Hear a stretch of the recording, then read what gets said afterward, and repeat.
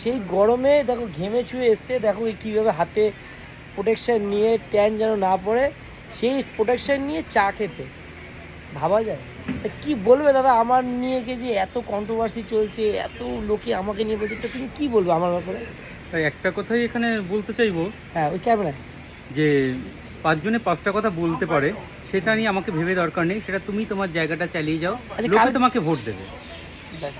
আর কালকে যে একটা ব্যাপারটা হচ্ছে ধুয়ে দেওয়ার কথাটা, ধুয়ে দেওয়ার কথা কি বাজে কথা তোমার হ্যাঁ, কাছে? ধুয়ে দেওয়াটা এখানে তো যেভাবে মানে যেভাবে আপনি নেবেন সেভাবে আপনাকে বোঝাবেন। ধুয়ে দেওয়াটার কোনো বাজে কথা হতে পারে না। তো এই যে ব্যাপারে যেভাবেই ধুয়ে দিতে পারে, সেটা কিন্তু এখানে কোনো পয়েন্ট উল্লেখ করা হয়নি আমি এইভাবে আপনাকে ধুয়ে দেবো, আমি ধুয়ে দেবো বলেছি। হ্যাঁ, এটা আমি তো আপনাকে আমি অন্য কিছু বোঝাতে পারি না। কারণ উনি আমার কাকিমাকে কোনো বাজে কথা না, একদমই কাকিমা মায়ের আর সমান। আমার মাও নেই, কিন্তু ওনাকে আমি ধুয়ে দেওয়ার কথাটা উনি আমাকে থানায় গিয়ে আমার নামে লিখিত একটা কমপ্লেন দিয়েছে। কি বলবে এই ব্যাপারে? কি কমপ্লেন হয় তাহলে রোস্টারদের কি বলবে? না, না, এই